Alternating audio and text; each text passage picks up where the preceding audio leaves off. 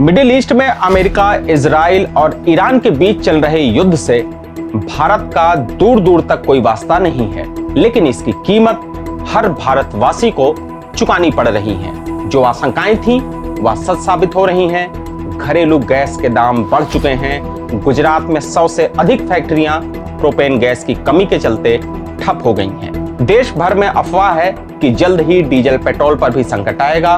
Petrol पंपों पर लंबी लाइनें लग रही हैं, जिसके वीडियो सोशल मीडिया में वायरल हैं। यह सब हो रहा है क्योंकि कतर से आने वाली लिक्विफाइड नेचुरल गैस यानी LNG गैस की सप्लाई बंद हो गई है, जो भारत के लिए बड़ा झटका है। तो कितना बड़ा है यह संकट, आम आदमी पर क्या पड़ेगा असर और भारत के पास क्या है विकल्प, जानेंगे यही इस वीडियो में। लेकिन बात शुरू होने से पहले वीडियो को दोस्तों को भी शेयर कर दीजिए, क्योंकि मामला जुड़ा है हमसे, आपसे और हर उस शख्स से जो हो सकता है इस संकट से प्रभावित।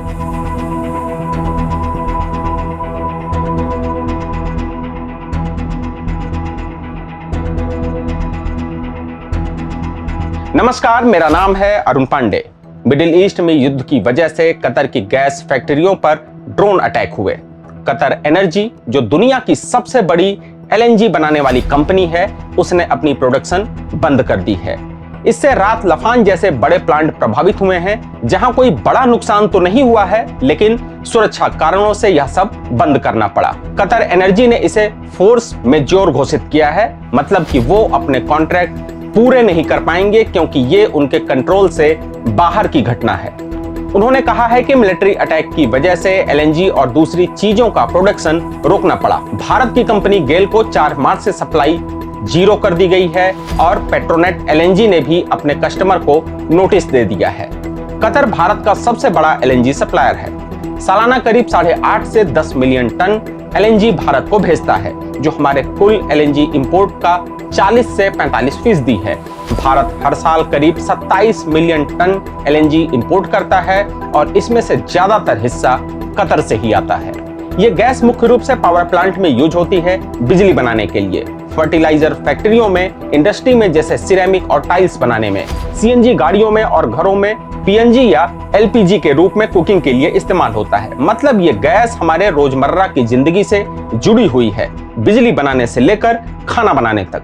कतर की सप्लाई बंद होने से भारत में गैस की कमी हो गई है। गुजरात के मोरबी में, जहां देश की 80 से 90% सिरेमिक टाइल्स बनती है, प्रोपेन गैस ना मिलने से करीब 100 फैक्ट्रियां बंद हो चुकी हैं और अगर सप्लाई जल्द ना आई तो 400 फैक्ट्रियां और भी बंद हो सकती हैं, जिससे लाखों मजदूरों की नौकरियों पर संकट आ सकता है। घरेलू LPG सिलेंडर के दाम बढ़ गए हैं। 14.2 किलो वाला सिलेंडर 60 रुपए की बढ़ोतरी और कॉमर्शियल पर 115 रुपए बढ़ा दिए गए हैं। स्पॉट मार्केट में LNG के दाम डबल हो गए हैं, 10 से $24 प्रति MMBTU तक। इससे फर्टिलाइजर प्रोडक्शन प्रभावित हो रहा है, जो खेती के लिए जरूरी है।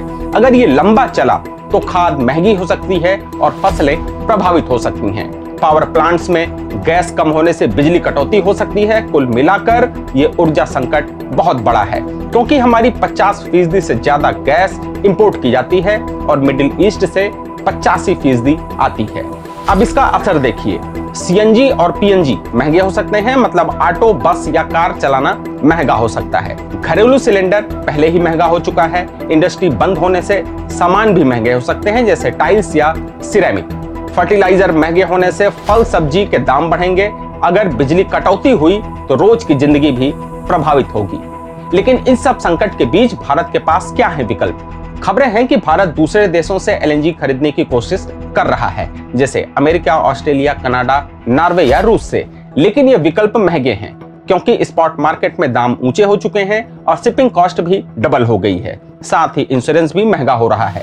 घरेलू स्तर पर रिफाइनरीज को LPG प्रोडक्शन बढ़ाने के लिए कहा गया है और साथ ही स्ट्रेटेजिक रिजर्व यूज किए जा सकते हैं। लॉन्ग टर्म में भारत सोलर या विंड एनर्जी पर ज्यादा फोकस कर सकता है, ताकि इंपोर्ट पर निर्भरता कम हो। लेकिन फिलहाल ये संकट अभी बड़ा है और ये विकल्प भी महंगे हैं। इस मामले पर आप अपनी राय हमें कमेंट में बताइएगा। जैसा कि हमने पहले ही कहा है, ये खबर आपसे, हमसे और हर उस शख्स से जुड़ी है जो इस देश में रहता है, तो लिहाजा इस वीडियो को उन तक भी पहुंचाइएगा। धन्यवाद। देश दुनिया की रखी खबर हर रोज हर शाम कानो कान सुनते रहें द लेंस पॉडकास्ट। रहिए अपडेट लेंस के साथ।